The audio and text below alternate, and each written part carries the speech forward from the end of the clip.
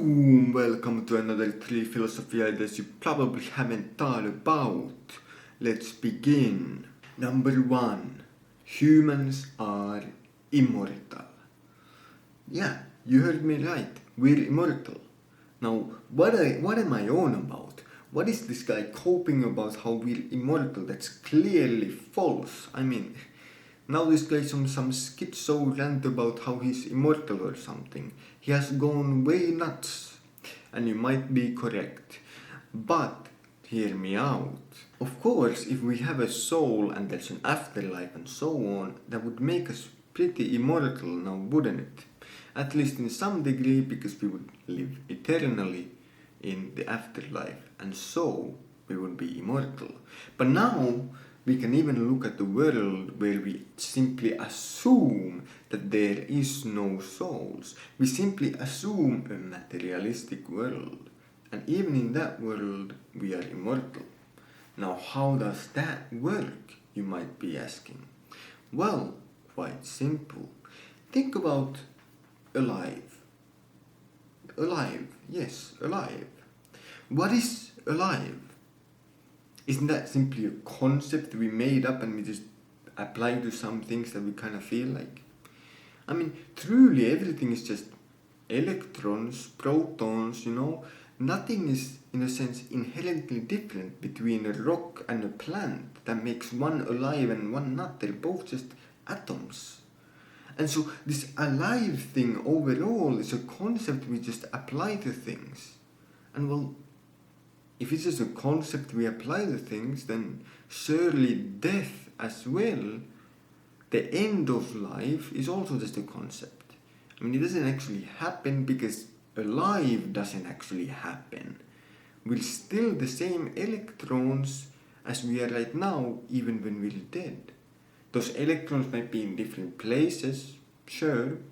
They might be, 6 feet under, but, let's not worry about that right now. We're gonna try to convince ourselves of our immortality so we feel a bit better. So, let's not talk about that. But basically, if alive is simply a concept we apply to things, then surely we cannot die, making us immortal. If you think about it like this, the atoms in your body right now actually get exchanged. You don't have the same atoms in your body as you had when you were born, as you had when you were a child, and in 7 years or so, every atom in your body will be different from what they are right now. So our atoms are constantly going away and new ones are coming, and yet we're still alive. So when we die and our atoms go away, surely we're still the same situation where, atoms can go and come and we're still alive. So we'll be still alive. Now that's one to think about. Maybe something you can say to yourself when you're about to die so you can feel a bit better. Feels good, doesn't it? Anyway, what do you think? And let's go to the next one. Number 2. Everything exists. What does that even mean? What is everything? Well, let me explain. I went down a bit of a rabbit hole. Yes, I went looking for explanations about the universe, and some science guy, very smart person, and so this smart science guy talked about inflationary multiverse theory. So basically, before the Big Bang, there was nothing.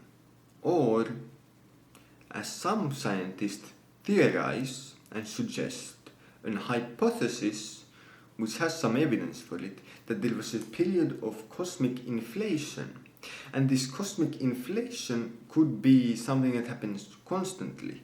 And there's constantly universes coming into existence, and so we have this inflammation in the cosmic world that constantly creates universes, meaning there's possibly an infinite amount of universes. We have this multiverse. And so, if you think about it, everything exists. Every possible universe could exist. So if you think about yourself winning the lottery, right now, think about yourself winning the lottery really hard. You might have just won the lottery in some universe because you did that. because everything happens, because every possible universe exists. So every outcome possible does happen. So congratulations, you just won the lottery in some other universe, that is. So I don't know how that helps you, but you still did it. Congratulations. But well, if everything exists, then it makes you really think, well, maybe there's a universe out there with dragons. Maybe there's a universe where Santa Claus is watching you right now. Big Brother is watching. Yeah, he has his elf army and he uses to spy on everyone. That's pretty scary now, isn't it? But hey, what do you think? And well, if for no other reason, look into it. It's a fun rabbit hole to go down. Number 3. All gods existed.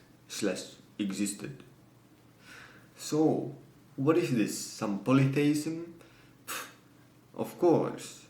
Now, it's a fun idea that probably is not true in any way. But I'm gonna tell it to you anyway, because that's the kind of guy I am. So basically, think about a universe where every god exists. Every single one, from Zeus to Ukko to Odin to, Jesus, everyone.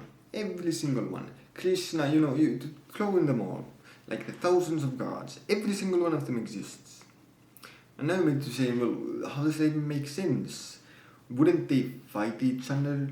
Wouldn't there be some Star Wars big universal cosmic explosion battle or something? Like, what's this? But no, think about it more like a chessboard, with pieces on a chessboard. It is more intellectual. Aha! Not big explosion, I'm sorry, that would have been cool, but more of a chessboard. Yeah, it's a bit boring, but you have to deal with what you have, okay? And so, in this chess game of universal chess, some 22D chess, okay, a lot of layers, all of these gods are simply fighting for our belief. That is how they fight each other.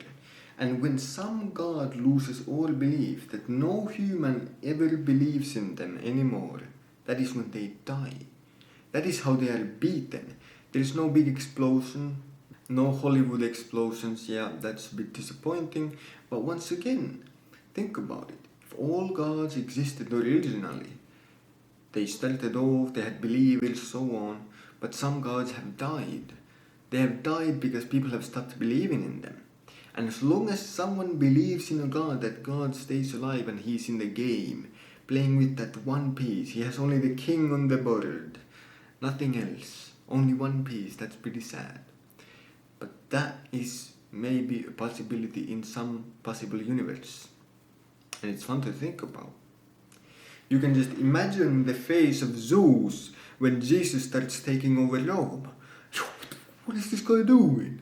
Jesus, chill, relax, man. I need these believers. But anyway, isn't that a fun idea? And well, what do you think?